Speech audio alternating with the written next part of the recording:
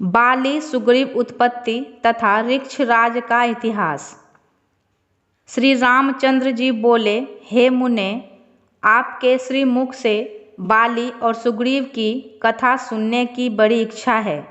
मैंने सुना है कि वानराकार बाली सुग्रीव को क्रमशः सूर्य तथा इंद्र ने जन्म दिया है। श्री अगस्त जी बोले, एक समय स्वर्णमय पर्वत के शिखर पर अपने सभा में ब्रह्मा जी बैठे थे, तो उनके नेत्र से दिव्य आनंदाश्रु निकल पड़े। उस आनंदाश्रु को ब्रह्मा जी ने हाथ में ही रोक लिया और कुछ ध्यान किया, फिर उसे पृथ्वी पर छोड़ दिया। उसके छोड़ते ही एक महान कपि वानर उत्पन्न हो गया। तब ब्रह्मा ने उससे कहा, वत्स, तुम सर्वदा यहीं स्थित रहो। उसको वहाँ रहते कुछ दिन व्यतीत हुए। एक दिन ऋक्षराज सुधा ऋक्षवर्जा जी मेरु पर्वत पर फल मूल आदि के लिए विचर रहा था। वहाँ जा पहुँचा। उसे वहाँ मणि की शिलाओं द्वारा निर्मित एक स्वच्छ बावली दृष्टि आई।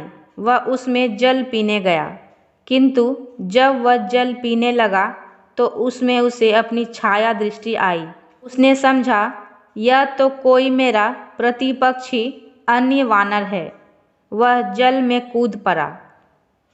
जब वहाँ उसे अन्य वानर नहीं दृष्टि आया, तब वह कूदकर बाहर निकल आया। बाहर निकलते ही वह सुंदर स्त्री के रूप में परिवर्तित हो गया। यह देख उसे बड़ा आश्चर्य हुआ। फिर जब इंद्र ने उसे देखा तो उसका वीर्यपात हो गया। वह उसके केशों पर गिर पड़ा। इंद्र के समान पराक्रमी बाली उससे उत्पन्न हुआ है। फिर सूर्य ने उस कामनी को देखते ही ऐसा काम के वश हो गया कि उसका महान वीर्य उसकी ग्रीवा पर जा गिरा। तत्क्षणा बलवान सुग्रीव की उत्पत्ति हो गई। फिर वही स्त्री उन दोनों पुत्रों को कहीं ले जाकर सो गई। प्रातःकाल उसने पुनः अपने आप को वानर रूप में पाया।